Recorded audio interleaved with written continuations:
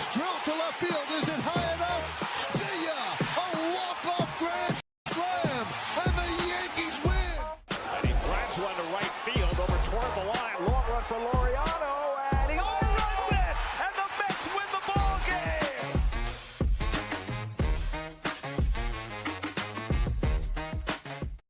Episode 74 of the Boroughs. I'm Kevin Bunka, as always, joined by Michael Merlo here for BTO Media, talking Mets, talking Yankees, and definitely not the weekends we were both hoping for, but the Mets take 2 out of 3. That's where we'll start. Yankees, of course, lose 3 out of 4 versus Boston, fall back into the second wild card. A lot to unpack there later on in the show, but we'll start with the Mets in Atlanta.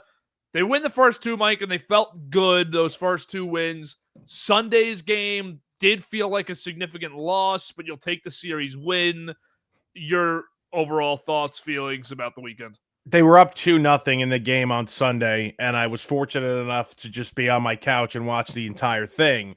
And when they tied it 2-2, and you go a couple innings there for the Mets without really scoring other than the Vientos home run, it was the most obvious loss maybe of the season, that they weren't going to sweep the Braves, that this was just going to be 2 out of 3, and that the momentum had shifted towards the Braves after tying it in the 6th. And I think they doubled the Mets in hits throughout the game. It is what it is. It would have been a great sweep. It was a good weekend. There were a lot of positives, but I made a video about this yesterday, Kevin. They don't come back, and I think that's the most concerning part right now for me, is that the Mets don't come back in games 0-53 when trailing in the 8th inning or later. That is shocking. And that's the biggest polar opposite from last season, where they were just the comeback kids down the stretch. I mean, you could not count the Mets out of a game. Obviously, the last game of the year, the second to last game of the year at Atlanta, was the greatest indicator of that. And then the Milwaukee game in the playoffs, couldn't count the Mets out of a game. And now here we are, basically counting the Mets out of every game they're trailing in late in a game. So disappointing loss Sunday. I would have loved to see him get the sweep, but you did have positives this weekend. And the biggest one is, for me, Nolan McLean's the real deal. We kind of knew that already, I think. I don't think it took too long to understand this, to see it even before he was a pro. And now we're seeing him on the mound again at Atlanta, a place where the Mets have really struggled. Looks good. And Mike, he feels like their best starter already. Yeah, he does. Him and Peterson, man. It's Peterson is number 1, but you know, if who's going to start game 2 of a postseason series right now for you? Because you know game 1 is Peterson. Game 2 has to be Nolan McLean. It has to be. I think they give the ball to Senga, but it has to be McLean. It would be McLean for me. So he's just been unbelievable. He's unafraid. He attacks hitters. He's got great stuff. I mean, Steve Gelbs went into the Braves locker room after Friday night's game and had asked the Braves players what they thought, and they were just like, that guy's nasty. That guy's the real deal. So you have a legitimate starting pitcher here, not only for the rest of this season, but, you know, for the future. How exciting is that? Like, how exciting is that to have somebody that you know is going to be here a while and now making an impact on this team here for 2025? This stuff makes a big difference, too, that he's doing it right now, because next year we were inevitably, we've spoken about this a few times. You're definitely going into next season, no matter they called up McLean or not this year, saying, okay, big part of our pitching staff this year, 2 or 3 guys are promising young pitchers. Mm-hmm. And that's exciting in itself. But when you now have at least one guy that you know you've seen some from, and you're hoping to see if he can take the next step next year, that makes next year's pitching rotation so much more exciting. And it should, if he keeps this up, eliminate potential question marks about the lack of additions Stearns makes to the starting rotation. You shouldn't be sitting here saying, well, this guy's an unknown, this guy's an unknown. You're saying, okay, we have Peterson, we have McLean, who both looked good. We know what we have in Senga, and then you're adding in Sproat or Tong, and you're filling out the rest of the rotation with young arms, and you feel great about it because McLean is showing you what he's showing you right now. But he's got a big, 4, 5, 6 starts left down the stretch. The Mets are going to need him to continue to pitch like this if they want to secure that playoff spot. And right now, you just could not have gotten more of an injection of life, which is exactly what you were hoping for from McLean in these starts. And including a start against Philly this week, which is going to be big. Yep. And how about Clay Holmes Saturday night? I mean, Clay Holmes goes 6 1/3, on Saturday, looked pretty good. He's been giving them a chance lately, and that's all you can ask for from Clay Holmes, who hasn't missed a start yet. It's, he hasn't been good. He's had a couple of blow-ups. I'm not going to say that. I'm not going to say he hasn't. There have been some bad. But for the most part, again, he hasn't missed a start. He hasn't been injured. He hasn't been as bad, I think, as people, including myself, has made him out to be. He's got a 3.6 ERA. He keeps him in the game. Sure, there are some short starts, but he hasn't been that bad. If you're looking at the Mets starting rotation for the postseason, which we've done a million times on the show, I think they have a decent first three if they do it like this. Peterson, McClain, and then Senga 2 times through. Holmes comes in after that. I think that's a really good-looking top 3 in this National League right now, especially with Zach Wheeler out, which we'll talk about later on in the show, how that affects the Phillies. But I don't think the top 3 is as bad as I've made it throughout the year if they do it that way now with McLean pitching the way he is. And I think that maybe the perception around the Mets starting pitching in the playoffs, and this also hinges on the bullpen being as great as we hope it will be, then this is not a bad pitching team come October. Well, it's got to be better. I mean, it has to be better. The bullpen, I don't know. You need Manaea to start to really figure it out. He hasn't done that yet. I think if you could get Manaea to a place where you feel comfortable with him pitching in the postseason, giving you 5 or 6 innings, then I don't think it's a bad rotation at all. I love the idea of piggybacking Senga with Holmes there. So I don't know. The bullpen has been sketchy. Helsley has not been good. Rogers has been a little up and down. Diaz has been great. We know that. Garrett has been pretty good.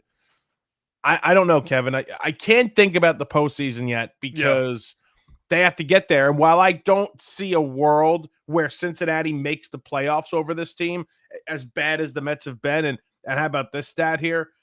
The Mets are 24-37 since June 13th. That's a 63-99 pace over 162 games. Oof. Like, that's how bad it's been since June 13th. But I still have a very hard time believing that Cincinnati's going to make the playoffs over this team. Especially now with Wheeler out. I mean, Philly has become a much less threatening team in those games against them because you're not going to face him.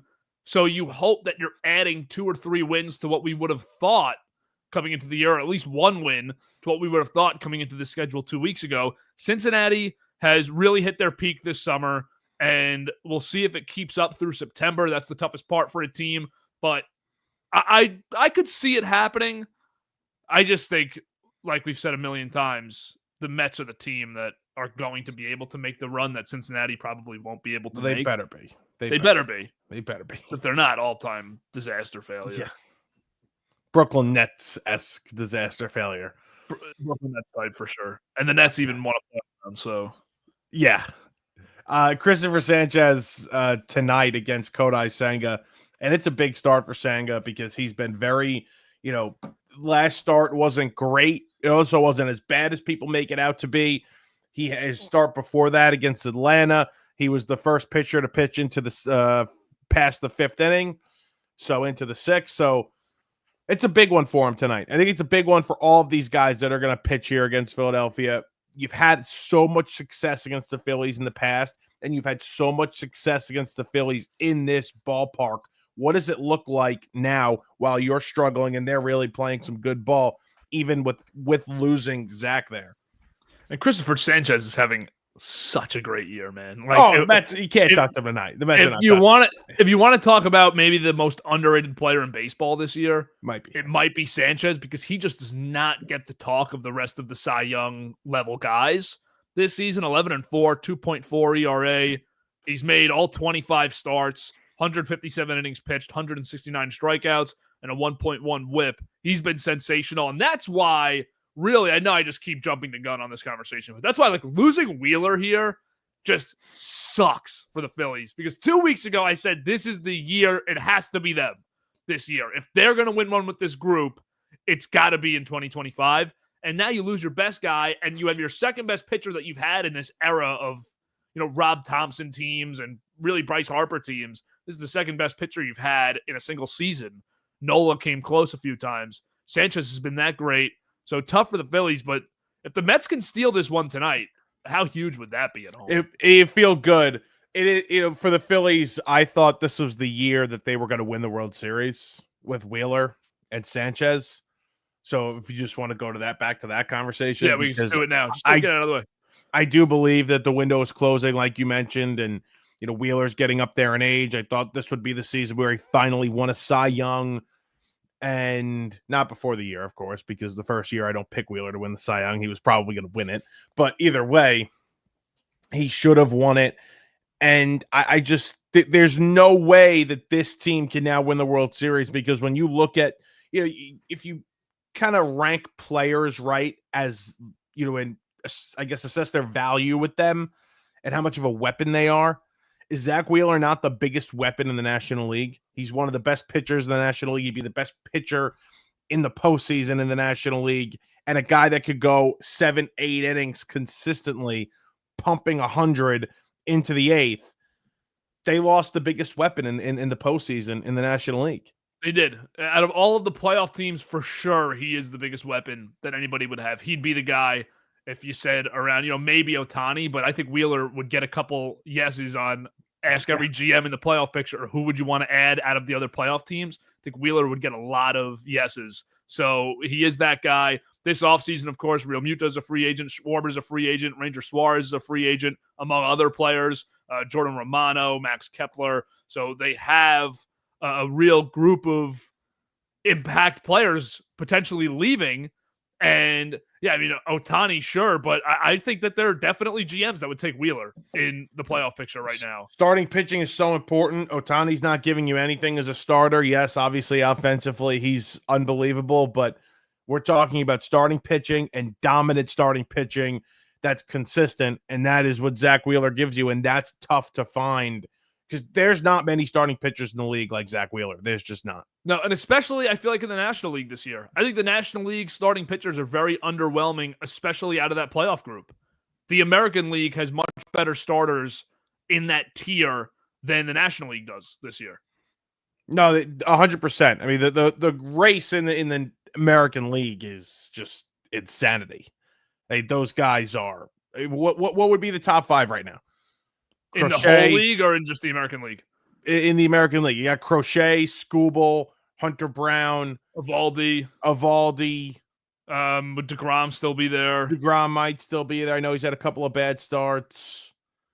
But yeah, I mean, those five compared to what would the five be in the National League? Wheeler, Skeens, and then Sanchez. Like Matthew Boyd maybe would be there from Chicago. Matthew Boyd's had a good year. Matthew Boyd's had a really good year. Logan Webb. The AL's got your like powerhouse lefty pitchers there, and then plus Hunter Brown and plus Evaldi. I think you could probably make the argument that. Can you argue it? I'm trying to. Maybe Skubal and Crochet are the two best pitchers in baseball right now. I think this season they're having the two best seasons. I think this year they are. Skeens probably is there with Skubal. I mean, Skeens. I was looking at his career stats this morning. Like I saw this. Ridiculous. Was he 52 starts now and a 2 ERA? He's 2.0. It's the second. Let's see. I have it right here. It's 2.02 ERA. It's a 2.02 ERA. It's the lowest ERA through 50 career starts in the live ball era. Only Vita Blue has a lower one. It's 2.01. And some guy goes to that tweet, imagine if he didn't pitch against the Brewers, because apparently his ERA against the Brewers is just astronomically high. Let's see what it is. I remember his last start against the Brewers was bad. He gave up 5 runs early. He got rocked early. Let's see if I can find this really. And then in that Mizorowski Skeens game earlier in the year, he gave up 4 runs. It's also bad. Yeah. He has a. Oh, that's his offensive stats. It's not as high as you would think. It's a 3.86. For him, though, that's probably the highest team. Let's see. It's the most it's like the second most innings pitched. Third most innings pitched. Oh, well, this year he's been a mess against the Brewers. That's why, just specifically this year. Last year he had 11K outing against them, 7 innings pitched, no runs. And then this year he's given up 8 earned runs in the last 2 starts against them. 3.86. Yeah, 3.86 and 4 And that's outings. the highest ERA against anybody. So he's given up 8 runs against them. How many actual runs is he allowed? This year he's given up 37 runs, so he'd have 29 runs allowed. Or this year he'd actually have 28 runs allowed. He's given up 9 runs against them this year. That's insane. 28 runs allowed besides Milwaukee. That's crazy. He was great yesterday too, and he actually got a win. He had some run support. I know 8 and 9 is criminal. This is total DeGrom deja vu. 100%. Which year was better? Let me look right now. I think off the top of my head, I'm going to say DeGrom, but I have to see the innings difference. Skeens is just—it's freaky. He's great. Freaky. He's an absolute monster. And he's still so young. 1.70, 10 and 9. That's 2018. ERA plus of 2.18. It's gonna be tough to beat that year. It's gonna be tough to beat that year. That's a ridiculous season. Well, it's the best pitcher we've ever seen with our own 2 eyes, Kevin. It's not that. Yeah, the ERA plus is lower. The ERA is lower. The ERA plus is higher for DeGrom. Does Skeens get MVP votes? Do you think there's those 2 or 3 voters who say, imagine how horrible the Pirates season would have been if Skeens wasn't there? He's not winning games. No, he's not. I get it. I understand the premise of the argument. He's not winning ball games. How does your schoolball MVP Cy Young doesn't look? I mean, it's not awful. I mean, he's not going to win the MVP. He's not going to win it, but I'm not upset about the prediction. No, I wouldn't be. That was is he top 5 in MVP odds right now? It took Judge to win 1,200 to have an OPS of 1,200. Yeah. Win. Let's see. Fox Sports. Schoolball's 3rd in MVP odds. Wow. Right now. He's 3rd, but he's plus 15,000, but he's 3rd. Wow. You know, I said this a few years ago. You know how much better the marketing and interest in Major League Baseball would be if they just had one award for both leagues? Like, imagine right now we're sitting here and you can market an MVP race of Judge, Raleigh, Ohtani. And you can market a Cy Young race of Skeens, Schoolball, and Crochet. Listen, Rob Manfred. I know you're trying to get a little different here, change the history of baseball. I don't like 2 you awards. Hate the leagues. I don't like 2 awards. You hate leagues. It is what it is. What if, here's a great idea. What if we had the NL MVP, the AL MVP, and then like a world MVP, like the World Series, like a league-wide MVP? Why don't you just have one then? No. I think you should just have one. Other, because the reason they have 2 is because they never played each other. But now I feel like the Yankees play the NL as many times as they play the AL. Like it's so many interleague games now. Let's have 2.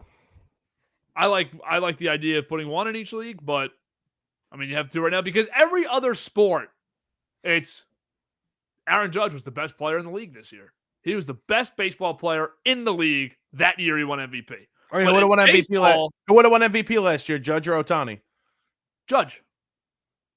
I think Judge would have won MVP both of his MVP years.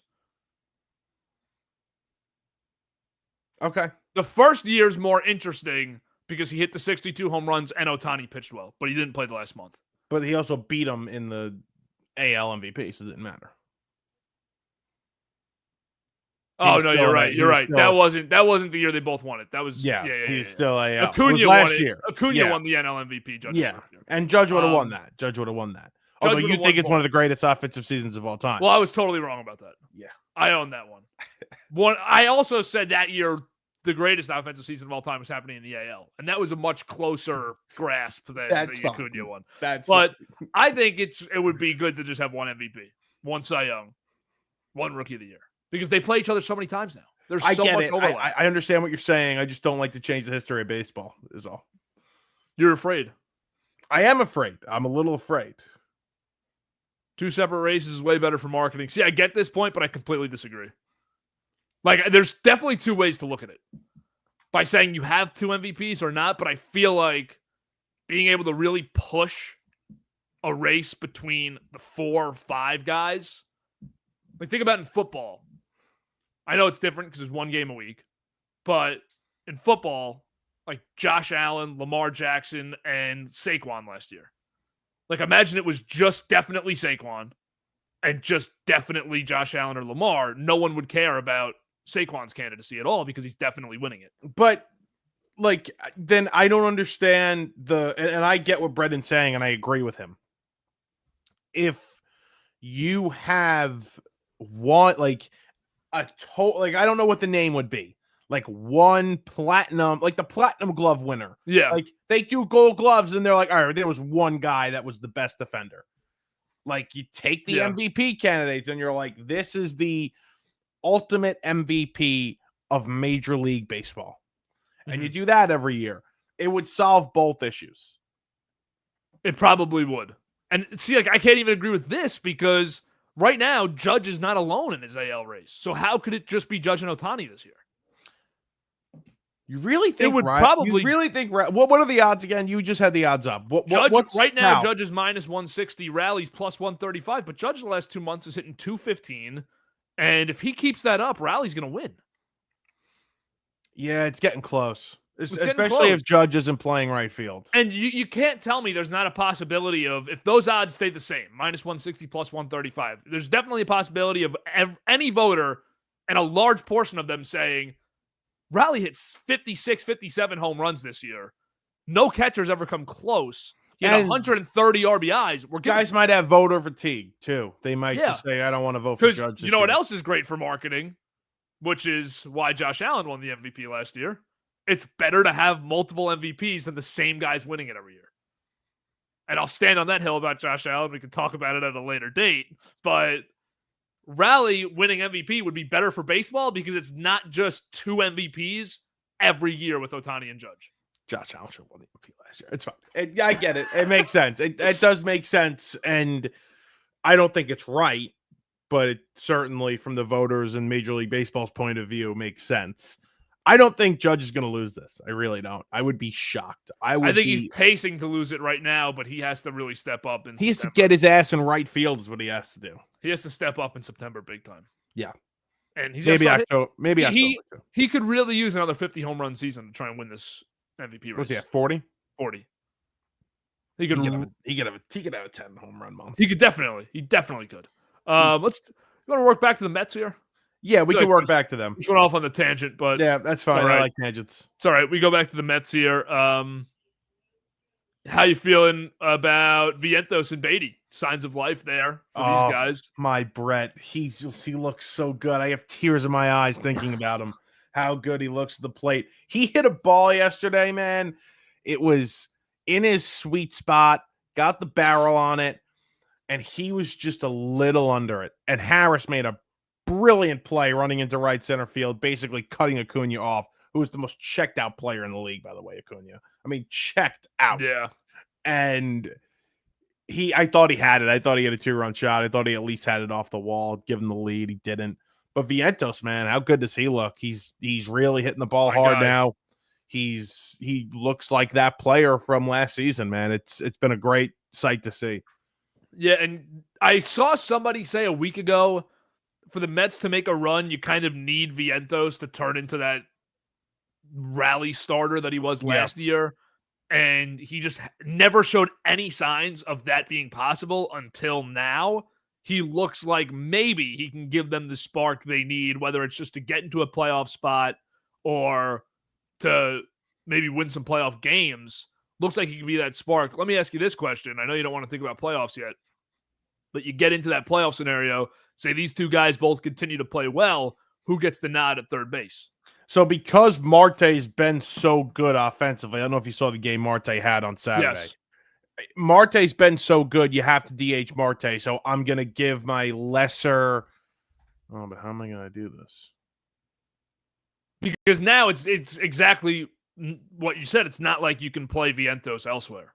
Like he's playing third base or he's pinch hitting. Vientos has to hit. He has to hit. And then McNeil has to play too. So then where am I putting Brett if Brett's hitting? What am I doing? I don't know. Can you put him at second base, put McNeil in the outfield, and bench Mullins? Do I want to bench Mullins? I just traded for Exactly. Mullins. Yeah, but by October, you're not really saying like we just traded for Mullins. You're saying who's giving me the best chance to win today. Well, at that point, I guess, but defensively, he's really not giving me the best chance to win in center field, McNeil. I know, exactly. So it's tough. It's a tough conversation. McNeil at second, Mullins in center, and Beatty and Vientos are playing lefty-righty. Yeah, so you're just going to platoon them for the postseason, That's right? what's happening. And then if there's a tough righty, maybe Beatty's playing third and Vientos is DHing. I don't know. That's funny. 5 or 6 weeks into the season, and I think about this now every time I watch a Mets game, but 5 or 6 weeks into the season, we sat here and said Starling Marte is toast. Just dead. And he looked awful. He looked like he had hit the age wall at 36, which is not crazy. Yeah. A guy who relied on athleticism and strength to be the player he was, and a damn good one forever. It turns 36 and he's not great anymore. That's not nuts. 218 at-bats this year. Obviously not an everyday player this season, but 8 home runs, 26 RBIs, 289 batting average, a 361 on base percentage, and an 815 OPS. So I've never been the biggest Marte guy. Even when they signed him, I wasn't a fan of the contract. Okay. I didn't love it, this and that. I loved it. So we're on two opposites, but still, go ahead. So the last 2 years, I've been done with him. You know, I would have said, you know, they tried to trade him. I said, try and trade him, see if somebody will eat a little bit of the money, this and that. I've just been a Marte hater, I guess you could say. So every time Marte does something good, I get a text from my Mets group chat that says, oh, Merlot's crying right now. Marte just hit a home run. Oh, Merlot's having an awful night. Marte's playing well. Like that consistently happens. So I listen, I never root against the Met, and I'll never root against Marte. It's been great and it's been shocking. This guy's really had a great career too, as you know, far as the comparison of the average position player goes. Is he the Hall of Very Good? He might be one tier right below the best guys that don't get into the Hall of Fame. Like, okay. I don't know if he's there, but career average of 286, career on base 343, a 442 career slug, and a 785 career OPS. He's got 100 stolen bases. He has 162 home runs. He's got 659 RBIs. So he's like right below that tier of the guys who are just below the best counting stats to get into the Hall of Fame. Right. But he has had a really nice career because this year has helped him a lot. The last few years have just not been good enough. 625 OPS in 2023 and 86 games, and in 94 games last year, he had a 715 OPS, and all the numbers were down. But before that, everything 730 or higher, and a lot of 800 OPS seasons. So he's been having a nice little revival here. Just got a notification from Newsday on my phone. Yeah, that President Trump will be attending the Ryder Cup. Yes, I saw that page. Yeah, that's nice. So you'll probably be there then. It just adds. I'm literally 10 minutes away. But from my house is right here. You see the tickets to the Ryder Cup? I've seen them. I've seen the prices. Because I wanted to go, but it's just insane. Yeah. But what were you looking at? What were you looking at? What do you mean looking at? Like price. Like what were you looking at? Like the prices were like $2,000 plus to actually go see the golf. Like you could go there for a couple $100, but you're not going to see much golf. You know, you watch it on TVs and stuff. They set it up for you, but to actually go there and watch golf, it's thousands of dollars to actually get a ticket where you can get to a green. Yeah, thousands. Nice, good. But that was on StubHub, so it's all secondhand, just people jacking it up. Right. Still.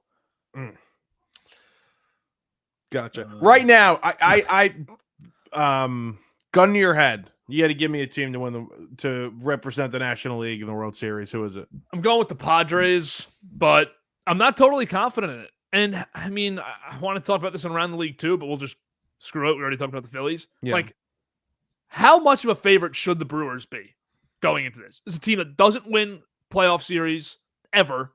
They really struggle to hit in the postseason. The small ball does not translate to October for them. But their pitching is the best in the league. It's by far the best in the National League. Their bullpen's great, and their base running's great. The defense is great.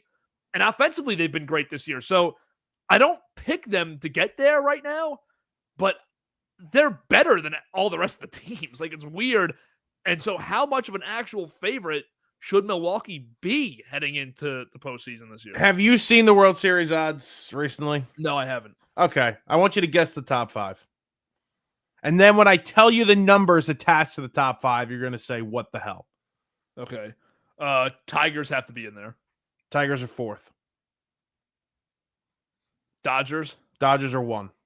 Okay, I figured. Padres? Padres are 6th.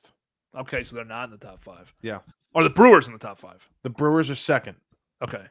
which is shocking. So I have 1, 2, and 4. 3 Cubs. No. Phillies. Still. Phillies are 3 somehow. I was ruling them out with Wheeler, but still, yeah. And 5 you need. And then 5, would it be Houston or the Mets?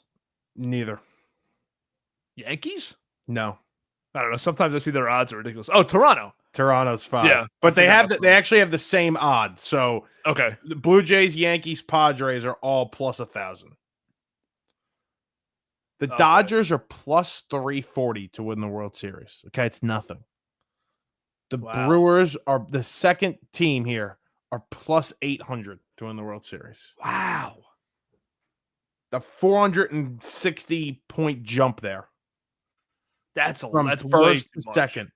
Now, I agree. If I was going to put money down right now on one of these teams to win the National League, it would be the Padres. I would go Padres, obviously Dodgers, too much chalk. I would say the Padres. I think they get them back. And But I don't feel good about it either at all. trend in baseball the last 20 years without real back-to-back appearances and back-to-back champions turns me off on the Dodgers because we've seen in real time this year the second year the World Series hangover flaws of their team. Well, that fatigue and that pitching staff is there, obviously, with the injuries and then, just basic fall-offs. I mean, Yep. Dustin May, they had to trade Dustin May. And by the way, he stinks. Oh, He's my awful. God, is He's awful. Dustin May awful. But, yeah, like the Dodgers probably still have the best team, but I'm not going to pick them.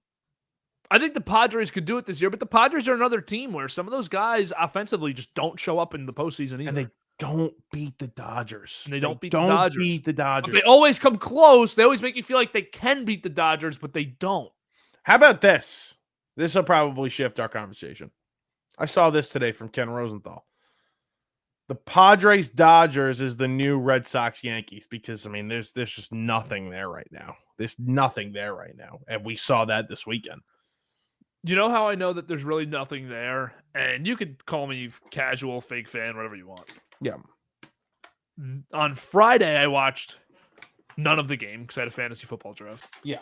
Thursday, I watched the whole game. And I was excited for the series on Thursday morning. I was like, this is Okay. good. Like, it matters. I'm excited to watch real meaningful baseball. And I expected to feel like it was a playoff game. I didn't feel that way. I watched the game Thursday, didn't watch on Friday. Saturday, it was a beautiful day. I shut it off after the third inning. And the Yankees were getting killed. I just didn't want to deal with being aggravated in the afternoon. Once I turned it off, I literally didn't care. And that's not like a normal thing for me. And last night, I watched a heck of a lot of tennis during that game. I did too. So, I mean, I did too. it did not feel like a big rivalry for me this weekend. And you can tell me I'm petty, whatever. I actually think self-reflecting, it's more because I have total Yankees fatigue. Yeah.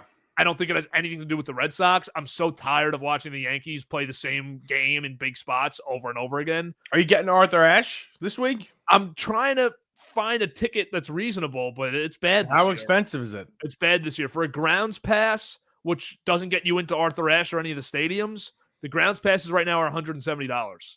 How do you get in there to watch tennis? So to match? watch, you actually have to get a ticket to Arthur Ashe, and those are like 500 plus Oh my right God. now. And the problem with buying tennis tickets is if I'm going Wednesday or Thursday, I don't know who's playing at Arthur Ashe during my time slot. So it could be, the first match could be a doubles match, and then the second match could be a low-ranked women's match. And I love watching whatever I watch there, but not for that price. Mm-hmm. So Is it usually this expensive, or is this just like this year there was a jump. We're all over the place today. But I know. We're about to go somewhere else too. this year there was Aaron McLaurin signed his extension. Oh, really? Yeah. This year at the U.S. Open, there was a jump in prices because I think it's become a real TikTok trend thing to go to tennis. I just see events. a lot of celebrities there. Like there's a lot of celebrities, there's a lot of influencers doing content Mhm. at. So the grounds passes used to be a kind of stable rate of $35. And what's cool about the grounds pass is if you go the first night or the second night in round 1, you can go see like top 15 ranked players playing on regular high school style courts, and you just sit right up in a bleacher and That's watch sick. them play right in front of you. So it's sick. Like last year we went and my sister went and she watched Ben Shelton, who's the best American player, and she was sitting in a front row like you're watching him at a local college or high school. Yeah. And that's cool. But now the grounds passes, they changed the rate. So it's ridiculous. But yeah, I mean, Terry McLaurin can probably afford it now. What did he get? He got 3 years, $96 million. The hold-in worked. 3-year extension. Yeah, good for Terry. Let's go. Can I ask? I'm gonna go. This is just ridiculous. Can I ask you this question? Yeah, go. What do you think the Giants do with their quarterbacks? Like, do they trade DeVito? Do they trade Jameis? I would trade Jameis. Do you think that's what's going to happen, though, or that's what you would do? I mean, and I'm asking this, can they put DeVito in the practice squad or no? He probably wouldn't make it because then you have to waive him and then try to get him back. I would trade Jameis. DeVito knows the system, like as stupid as that sounds. I mean, he knows the system. He's played it for how long? I'm not going to cut somebody that could actually be here for a couple of years and be a backup and like an okay one when Jameis just got, as much as I love him, Jameis just got here. I'm keeping the guy that knows the system and's been a backup. It's because he's Italian. It also probably has something to do with that he's Italian, yeah. But I feel like you could trade DeVito and get a good pick swap on day 3 too. But whatever. The Jets need a quarterback. They should be calling. No, we don't. Tyrod's back. Tyrod's back. I love Tyrod. I'm a huge Tyrod guy. I can't wait to see him play. Adrian Martinez isn't bad either. He's not on the team anymore. They cut him yesterday. So did they actually? Yeah. Who's the third stringer? Right now it's Brady Cook. What the? Who's a rookie? I think he was the Missouri quarterback last year. Hell. But I think they're going to be going after like who's the DeVito that gets cut. Yeah. Who gets cut and we can just grab on waivers because they have like one of the top waiver priorities. Anyways, see, you don't want to talk Yankees. You're just trying to talk Jets. Jets are the team. Speaking of Italians, Anthony Volpe gets benched on Sunday, and I feel like maybe this weekend he ran out of leeway. I was out in the city this week, and I'm talking to these guys, and they were like, "What do you think of the Yankees?" And I'll tell you, I was like, I was a little drunk, and I'm like, I would bet everything I have that Anthony Volpe is benched on Sunday Night Baseball tomorrow night. And they were like, "Yeah." I'm like, "Yeah, Caballero starting it short." Not to toot my own horn there, but I think, yeah, Kevin, the numbers are there. Offensively, defensively, it's bad. And I think Boone needs to just think about it from this perspective. Can he sit there and defend him anymore? No. I mean, how can you do that? How could you do that as a man, as a manager, sitting up there every single night trying to defend this kid? Is it worth it? It's not. He's probably not the future shortstop. Listen, I don't think they're going to fully bench him, but I think they should consider it. Do you think this is his last year as the Yankees starting shortstop? Even if he's on the team next year. I don't know. It's tough. How long is Lombard going to be? He's not going to be ready next year. He's actually struggled a lot in AA. I know. He's had to face Tong a couple of times. Thank God he's out of the league. That's why you're struggling. You're facing Tong. Yeah, I've seen that about Lombard. I don't know. You're not going to go out there and sign a shortstop. Is it going to be Caballero for the next year or two? No, I know you wouldn't hate that. That's his greatest move ever. That's Cashman's out of every free agent signing, CC, A-Rod, Garrett Cole, drafting Judge. Right. Caballero's one. The best number one move that Cashman made. But the reality with the Yankees and with the left side of their infield. Wait, hold on. This is the reality. Don't get me started here. I'm my guy. You wanted him. Don't get me started on my guy. He was my number one trade deadline target. IKF. So very disappointed they didn't get him still. But reality, too, that's setting in for the Yankees is they have the worst offensive left side of the infield imaginable because Ryan McMahon is an awful hitter. Awful's a really strong. No, he's really, the last week or two, man, he's giving you at-bats that are just non-competitive. Awful is a strong word. But I mean, the I get it, but let me use this comp. I think the Yankees have a perfect comp here with Anthony Volpe. And I've been saying this for a few weeks now, since my Will Thompson interview episode. hit me with it. Friend of the show, Will Thompson, great guy. Yeah. McMahon is what the Yankees need Volpe to be right now, because nobody's really ripping on McMahon, and I'm going to include myself in it. Like I just said, he's a horrible hitter, but I like having him because he's giving you really good defense. Right. If Volpe could just give this team really good defense right now, which we've seen him do in the past, and then the stolen bases that he gives you on top of it when he does get on base twice every 10 at-bats, then you feel a lot better about the player right now at this point in time. You don't think he's a franchise guy, but you can push the conversation off. Caballero, who's, again, not a great defender at short by any means, might give you the defense and then definitely the stolen bases and more on-base production, more total bases than Volpe right now. Because right now, Volpe's just giving you nothing. And it stinks. Like, I feel like he really needs a change of scenery now. I have a sympathy for him because this is just hell. No, it is. It is. And I completely understand what you're saying. He doesn't need to be this amazing offensive player. Can he play defense? Can he be a weapon as a base stealer and with that speed? And that would be it. And I think the noise at this point, because we all know he's not going to be this star player. So at least the noise would be, a little bit silenced here for him. But it's not going to be. I just don't think it's possible for him right now. I really don't. Mm-hmm. It's tough, man. It stinks. I feel bad for him. I do feel he seems like a great kid, although his dad likes to scream at fans. At Only Citi Mets Field. Fans. I get, I feel bad for Volpe. I feel bad for the family. But yeah. It's tough. I feel like this kid desperately needs to go play in the AL or NL Central somewhere. Like, just go give him a 1 year. Hopefully he gets developed a little bit there. They enhance his skill set a little more. And just no stakes, no pressure, just enjoy playing some baseball. Because you can't tell me this kid's enjoyed playing baseball at all. No, he can't be. Well, according to some people at this, that with PTO, the Mets and the Yankees aren't the same. So you can go with the Mets if he needed, and it'd be a lot of less pressure. Yeah, could. Mets and Yankees. Mets and Yankees. I want to talk to you about that too. They're exactly the same team. They are. They both stink. I mean, they both stink. Because a few weeks ago, I was saying you're at the point where like the Mets feel like the bigger failure and Mets fans don't want to be big brother.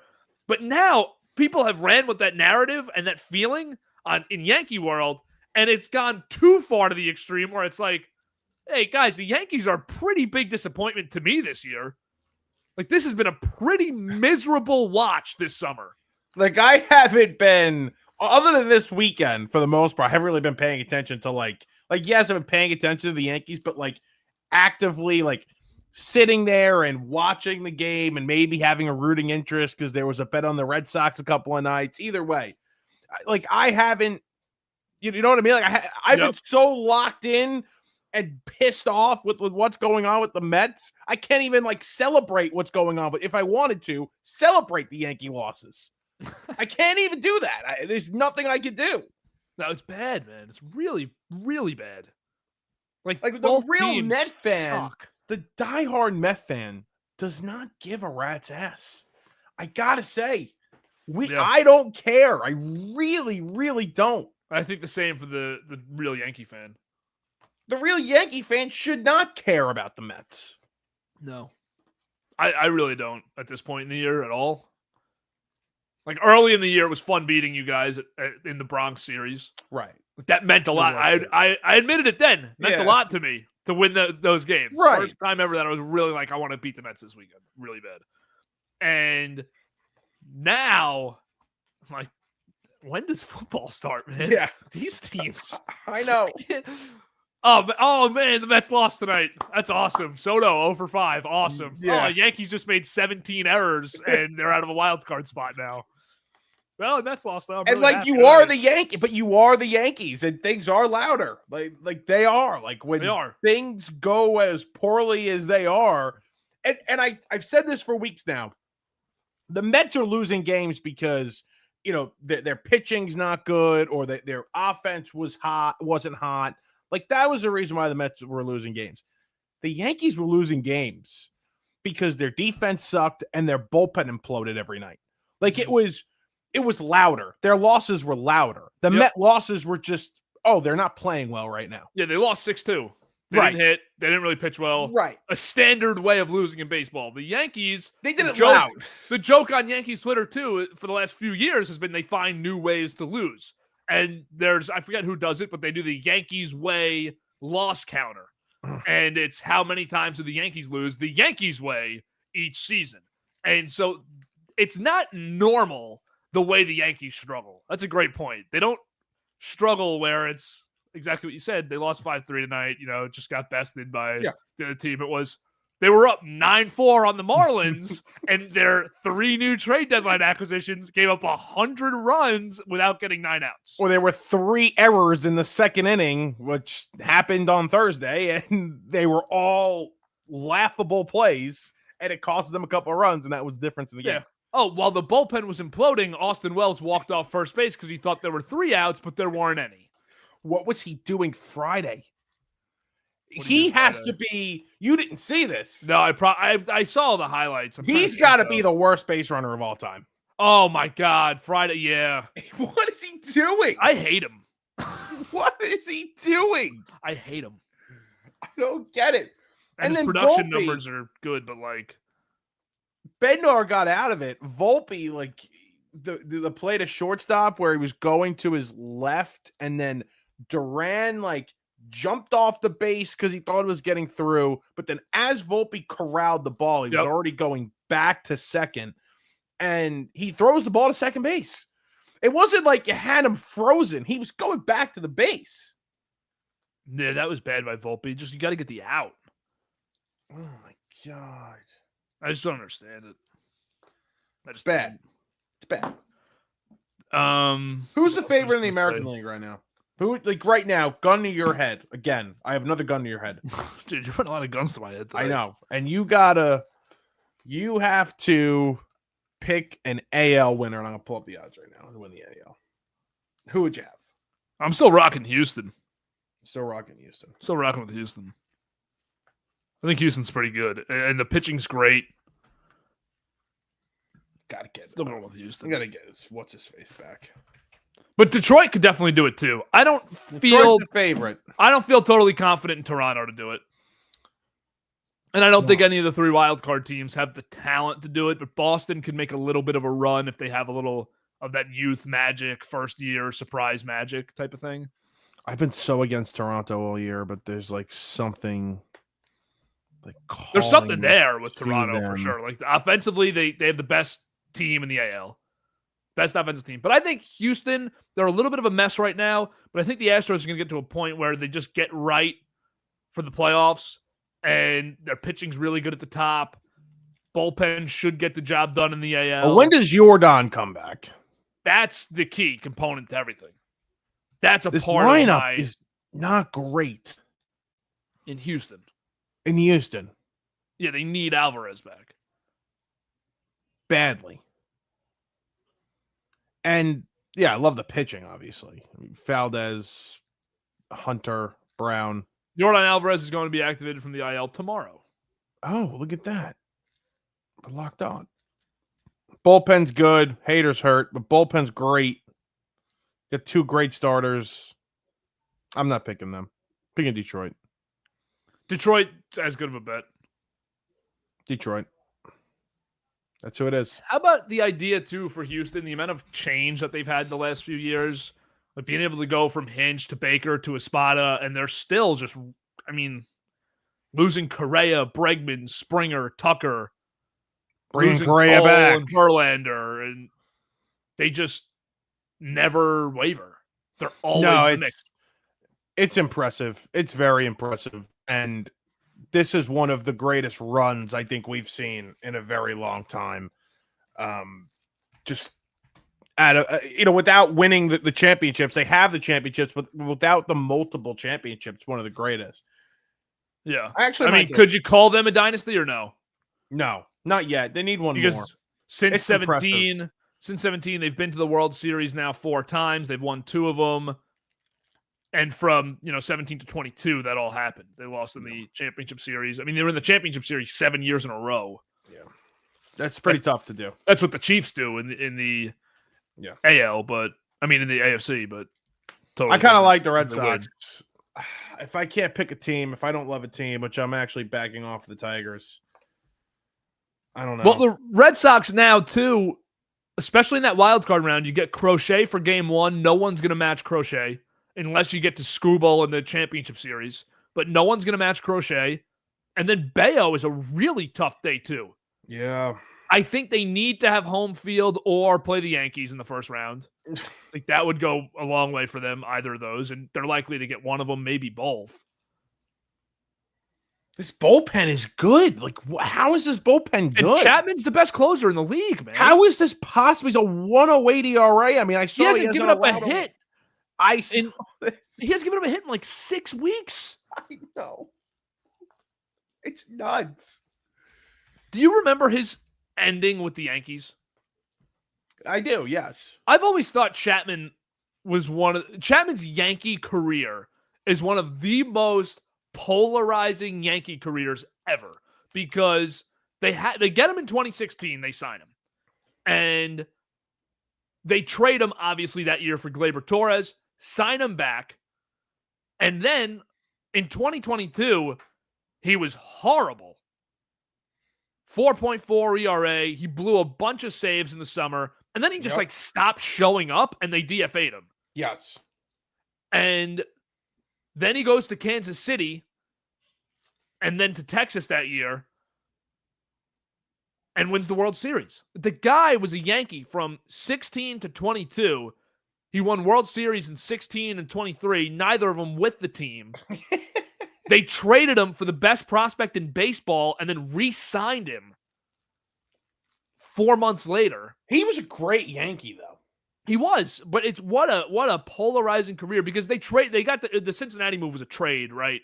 Yeah. I messed up there. That was a trade, and then they signed him on after that. A contract expired, his rookie contract, and I mean, just what a polarizing career and finish in 2022. He's a minus WAR. He was probably the worst closer in the American League. He led the league in blown saves at the time he stopped showing up. Is he a Hall and of now Famer? that's a close one, man. Now at 37 years old, he's the best closer in baseball.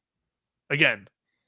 And when he came up, you of course remember, he was just the guy who, he had good numbers, of course, but he was the first guy throwing like 102, 103, 104. And now there's a couple guys that do that, but he was the anomaly in Cincinnati. And now, I mean, what a career, man. What a career. Unbelievable. 359 saves. You'd imagine he gets 400 saves. He would get to 400. You'd think he gets 41 more in his career. Insane.